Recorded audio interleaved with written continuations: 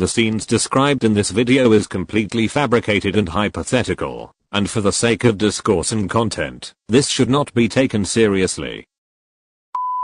Let's set the scene. Say for whatever reason, you're walking down a dark road at night, you just got off work and it's so late that there aren't any more cars or cabs to ride. You decided to just walk home in the dark as you are tired and you still have to go to work early in the morning. So you're walking down a dark road when suddenly 14 huge lumbering figures appear at your path. You're then surrounded by ferocious snarling and an intoxicating scent of wet musky dog. You realize that it's a pack of werewolves, and they have set their sights on you. You turn tail and run, as fast as your tired legs can allow you, but your efforts were in vain. With no time at all, they reach you and pin you down. So there you are, pinned to the ground, hopeless and just waiting for these ravenous beasts to start tearing into you and eating your flesh. Only that didn't happen. What you felt was their sharp claws tearing away at your clothes. It was there you noticed that every single beast that surrounds you is severely aroused. So let's stop it there for a bit before the demon of demonetization comes for my ass. It is a rather universal meme in the furry fandom. You make one step in r/furry IRL and you instantly see posts that refer to the infamous 14 werewolves. It is a meme that is comparable to Springtrap. It just never dies. And a lot of people would love the prospect of spending time with those 14 werewolves. My god, do they love to spend time with those 14 werewolves. But here's a question that I feel is not asked too often in the furry fandom. Yes, it is rather fun to meet 14 hunky, horny werewolves and have them show you a good time, but would you even live long enough to enjoy that? Would you survive 14 werewolves? Before we answer that though, let's put it in perspective. What constitutes as a werewolf in this scenario?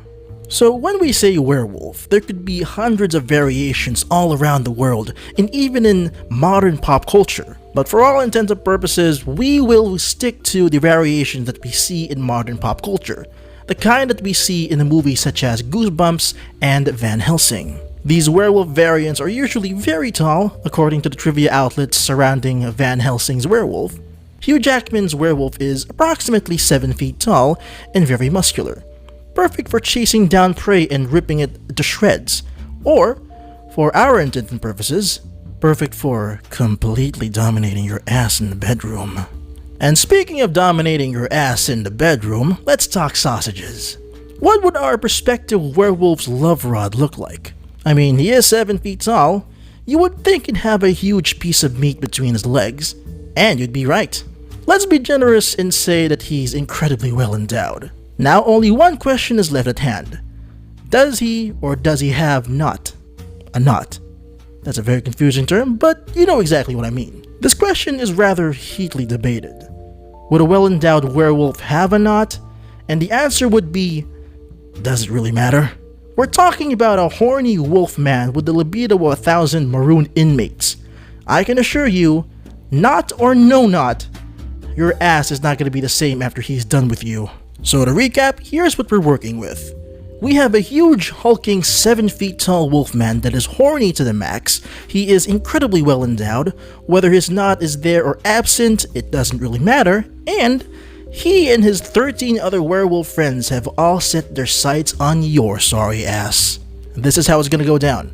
Close your eyes and listen.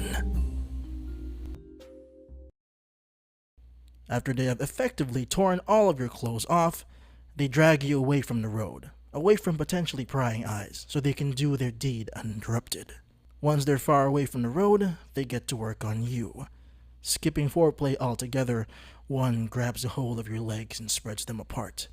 Your hopes of him being gentle were not met, and with a thrust, he roughly enters you. Minutes of this treatment pass and he messily finishes. You thought it was over, until another one approaches. Then another one, and then another, and then another. Minutes pass, hours pass, each wolfman finishing inside you, each one more depraved than the next.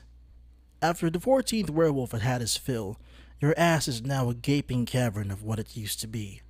The werewolves leave, leaving you on the ground, covered in dirt, wolfman musk, and unmentionable fluids.